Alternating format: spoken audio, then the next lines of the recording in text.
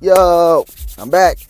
Listen, DK's Fight World. Hit the like button, hit the subscribe button, or don't. Doesn't affect me. If you do, I love y'all, man. I appreciate y'all. Appreciate everybody showing the support. Let's get right into this. You know what I'm saying? Shoot, man. We can start. Bellator 170. Great fights. Great fights, man. Besides actually the one fight that, and there was, I was looking forward to the what is it, Halleck Gracie and the other dude.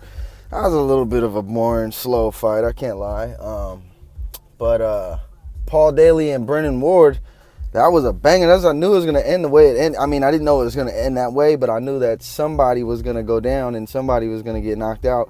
And with a flying knee, man, Paul Daly did that. You know what I mean? And yeah, hit Brennan Ward with a flying knee and just deaded him. Fell timbered over. You know, and I seen the aftermath. I seen they were showing the when he was in the hospital, he had a gash like right here. So the knee hit him right here. At first, I thought it hit him in his head and it just domed him, but I guess it looked like it hit him right here and put a huge gash, like a nasty gash, right in the side of his face. It was horrible. But yeah, he got that, and then after that, he called out Rory McDonald. I would love to see that. I would love to see Paul Daly and Rory McDonald at some Bellator fight. That would be awesome. Or even Paul Daly and Michael Venom Page. That would be dope. You know, I would like to see that. Or Rory and Michael Venom Page. You know, but I'd really want to see Paul Daly and Rory McDonald, man. That would be dope, man. Two UFC former UFC fighters fighting in Bellator. That would be dope, man. Bellator is on the come up, man. I love what Scott Coker is doing. I love this shit for real, man. They're doing a good job over there. And then, of course, the Tito Ortiz and Chael Sonnen fight, man, it ended real fast. Went and they threw a couple. They had like one or two exchanges, and it went straight to the mat. I think Chael Sonnen had him in like a Darce choke, and then it switched from a Darce, and he went to a guillotine. Tried to have him guillotine, and it had him. It looked like he had him in a deep guillotine, and then he got out. Tito Ortiz got out. Ended up flipping him. You know, exploded with his hip. Seems like they flipped over, and then. And then he full mounted Chael Sonnen, and then I saw him hit him with an elbow. Bing! Hit Chael Sonnen with a nasty elbow. Didn't look like Chael liked that too much, so he gave him his back, took his back, and then he sunk that choke. And he didn't sink it under the chin. And people were, controversy. You can choke people out, man, with it locked right here. You know what I'm saying? Like, boom. And it's going to cut the circulation. If you see his whole head, if you see his head from that choke, his whole shit turned red and purple. You know, so it's obviously cutting the circulation off. And I've seen people say like, oh, you're whack for that. People, you know, if you're strong enough, man, you can choke people out like that. Damian Maia did the same exact rear naked choke like that to Carlos Condit. You know what I mean? So remember that. But during that fight, man, I did see, I don't know, I can't say it was a tap, but I did see Tito, like, you know, I did see Tito do this, like when he had a guillotine or he had the Darcy for a second, and Tito was like forward, and he tapped, but also he tapped on his own glove. I don't know what that really means. I have no idea. But it looked like he tapped. He didn't tap. It was more of like a finger tap, like a, you know, I'm not sure, controversy, whatever. Tito won. He's going out. He went out the right way, man. I thought Chael was gonna win the fight. Honestly, I did think that. I can't lie, and I love Tito. Excuse me, but he didn't. He won in a nice fashion, and gets to retire with a W. Got that revenge W. You know what I'm saying? And he's going out on top, man. I love that. I hope he doesn't come back. I hope he just remains and he does his thing outside. I hope he gets a job either with Bellator or UFC. It seems like he wants a job with the UFC. It seems like he's, you know, he's marketed himself for a job with the UFC, which would be dope. I ain't mad at that. That would be hella dope. He come back to the UFC and work with them. I don't think so, but hey, man, get a job with Bellator. I'll be dope with that. As long as he's working and getting paid, that's what matters. I like to see fighters after they retire have something to do to keep them occupied and get paid after, you know. So that would be sick. But yeah, man, it was a dope 170. Bellator 170 was dope fight card, man. And then I think they got 170. What is coming up in February is the Fedor Emelianenko and Fedor Emelianenko and Matt Mitrione, and then Czech Congo, and I can't remember who he's fighting. Czech Congo is fighting somebody on that same card as well in San Jose, California. I will be there. I will be at that Bellator fight. You know what I mean? I know a lot of people will be there. I get to run into a lot of people. I'm gonna mingle around, you know what I'm saying? Because I went to the UFC and met everybody, man. I met everybody. It was dope. So I know a lot of fighters will be at the San Jose one. Probably Diaz brothers again. You know, that would be fucking dope. Running to everybody. That's my plan, at least. I'm going to go to that fight, though. In San Jose, California is dope. And I mean, shit, how many people get to say they get to witness Fedor Emelianenko fight? You know what I'm saying? Not fucking many, you know? And not only that, I mean, even though it might be, okay, whatever, past his prime, he's old, but I still get to see his ass fucking fight, whether he wins or loses. I don't care, man. That's a legend in the game. I've been watching him since I was a little boy. And I remember when he was undefeated just bombing people. He'd be losing some fights and then still bomb and end up knocking you out or catch you in a choke or something. So I like Fedor, man. That'll be dope. That'll be dope to see. So I think, I'm not sure. I think it's February 18th, 17th.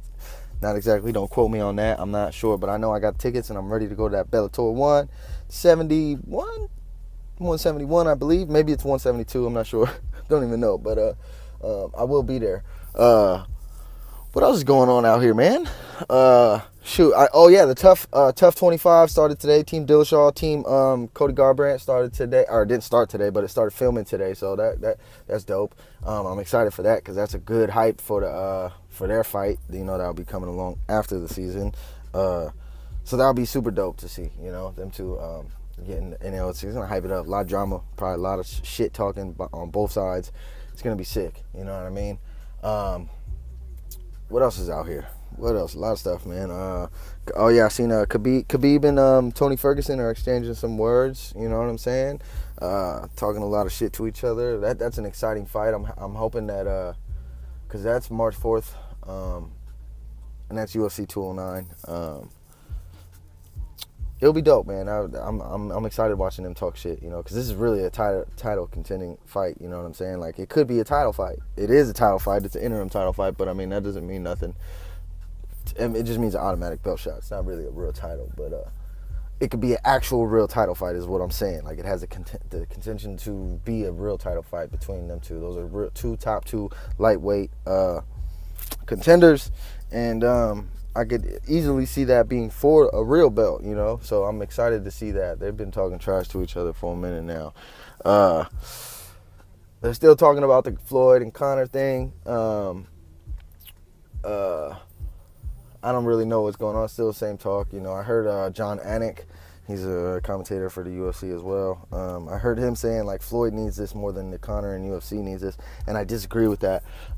Floyd doesn't need this at all, you know. I mean, of course, that would be it's the biggest fight and biggest payday that Floyd would probably ever have, but he doesn't need it. He's already rich. He's already hundreds of millionaire. He's up there, you know what I'm saying? He doesn't need the fight. And if you want to say who needs it more, I would say UFC and Conor would need it more, just because they don't make that type of money in fights. And these are just facts. I don't care what Floyd's last fight sold or what Conor's last fight sold. The fact is that Floyd is Floyd. You know what I'm saying? Like, he makes $100 million in his fights. You know what I mean? Not in his fights. I can't say that. He made his $100 million in that Pacquiao fight for sure. But I mean, yeah, the Andre Berto fight didn't do well, but that's Andre Berto, man. Who cares?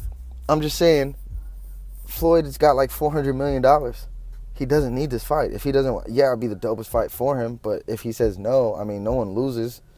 If anything, Conor and them lose out because they're not going to get, Conor's not going to make that type of money in the UFC. And I mean, that's just facts. You know what I mean? I guarantee it. He's not going to be getting no $50 million in a fight from anyone, period. Not even going to get $15 million in a fight, period. He might get 15 all together, you know what I'm saying? All together as one fight, yeah. From pay-per-view, from what he gets to step in, what he gets to win, maybe a bonus. But he's not going to get $50 million or anything like that in a real fight. You know what I'm saying? Like, to step in. Like, Floyd will get 100, or just say, let's just lowball and say $50 million. He'll get that to step inside the ring. You know what I'm saying? That's not even plus pay-per-views or anything. So I'm just saying, like, Floyd doesn't need it. Conor doesn't need it either, but I mean, it would be dope to both it will be the biggest fight for both of them, period. That's what it will be. You know what I'm saying? I think it's going to happen. I think in the future it will happen. It'll probably happen in 2017, if not top of 2018. I guarantee it. As long as if Conor doesn't come back and lose. If he comes back and has to fight Tony or Khabib, and he wins, whoever he wins, and he comes back and wins, that fight will happen the very next. I guarantee you it'll happen next. That's what will be next. What else? I seen Super Sage. I guess he's going to train with the Diaz brothers. That's dope. That's a good look. He said he's going back to lightweight. I'm excited for that, man. I think he'd be better at lightweight. He's bigger lightweight. And he's young, man. People keep saying like, oh, he's not caliber fighter, but man, he's young. Let him. I mean, he's had a few fights in the UFC. He's getting the experience. He's taking a couple losses. They're not extreme losses. It's not like he's getting knocked out cold or anything. He's getting choked out. You know what I mean? Which is way less damage, way less damage than getting knocked out. You know what I'm saying? So I mean, he has plenty of time to regroup and get the right training and positions in that he needs. And I think that's dope, man. So yeah, him training with Diaz brothers is a good look. I seen that Diaz, but they was over there at the Bellator's 170 in LA. So I'm guaranteeing they'll be at the Fedor one in San Jose. I mean, Stockton and San Jose are like 50 minutes apart, 45 minutes apart. You know what I'm saying? So that'll be dope. I'll be getting to see it when I go there. I'm gonna see them, man. I want to see everybody. I seen, man, bro. There was so many people at that LA one for Tito and them. I mean, I know it was Tito and Chael, so a lot of people were probably going. But still, man, Verdum was there, Vanderlei Silva was there, Chet Congo was there, the Diaz brothers were there. Shit, man, that's just a couple people that I've seen that were there. But yeah, man, I guarantee you just as many people will be at the San Jose one. It's in the Bay Area, man. People love the Bay Area. The best weed is out here. You know what I'm saying? So, yeah, for sure, a lot of people will be there. I'll be there. I'm going to get to run in to see a lot of people. I'm going to get pictures, videos with everybody. You know what I'm saying? Have a couple beers, run into everybody, say what's up. Tell them how I feel. Love everybody, man. I love running into fighters. It's dope. But yeah, what else is out here going on? Oh yeah, I want to end it with this. I do want to end it with this. I want to end it with if Rose Namajunas and Pat Barry, they do this. It's basically Rose's channel, but on YouTube, Rose Namajunas. You should go check that out. She does this little web series, webisodes called Thug Diaries. You know, Thug Rose. And they're just doing dope shit, man. These two people are great people. They're dope. Their shit's funny. It's awesome to watch. Just to see their personalities. Pat Barry has probably one of the funniest, dopest personalities that you could come across as a fighter. You know what I'm saying? He's just a hilarious dude. He's a funny ass dude. And then Rose is, of course, his woman, and she's a badass herself. They're two badass ninjas, and you should just check it out. Thug Rose, Thug Diaries, Rose Namajunas. On YouTube, Rose, of course, is R-O-S-E. Namajunas is N-A-M-A-J-U-N-A-S. It's like Namajunas, but it's Namajunas, I believe. And yeah, I think people should check that out, man. Those two are my favorite people to watch and follow. You know what I'm saying? They do it probably once or twice a month. They'll have a little webisode come up, anywhere from 8 minutes to 15 minutes long. You know what I'm saying? So it's not that long. Spend a little time watching it. You get to see who they are and what they do, man. They're great people. What they're doing. They went to Indonesia. I don't even want to give it up, but they're just dope people. They're just dope people, man. It's awesome to watch. And Rose, of course, is one of my favorite women fighters of all time. Favorite fighters. One of my favorite, period. And just the fight game. She's just one of my favorites. She's a badass. So I think people should check that out. That's why I want to end it with that, man. Go check out Thug Diaries on YouTube. They got 8 episodes out already. You know what I'm saying? Man, tweet about it, man. They retweet you. They repost all the shit you post. You know what I'm saying? They follow me on both Instagram and Twitter. It's awesome, man. I love those two dudes. Or two people. Sorry. Two dudes. I love Rose and Pat Barry. Yeah, man, check that out. Check that out for sure. That's it, though. You know what I mean? If you like this, like it, subscribe it. You know what I'm saying? I'm going to be... Oh, yeah, also, sorry. Also, there's a fight this weekend, January 28th. I'll do another video probably either Wednesday or Thursday, which is tomorrow or the following day. January 28th, there's a fight card, UFC fight card in Denver, Colorado. Stacked card. Super stacked card. Just real quick, headlining it is Valentina Shevchenko and Juliana Pena. Two badass women. You know what I'm saying? So later this week, tomorrow or the following day, I'll do a breakdown of that fight card and inform y'all who's fighting. You know what I'm saying? And what's going on with that? You know, so the dope fight card on January 28th in Denver, Colorado.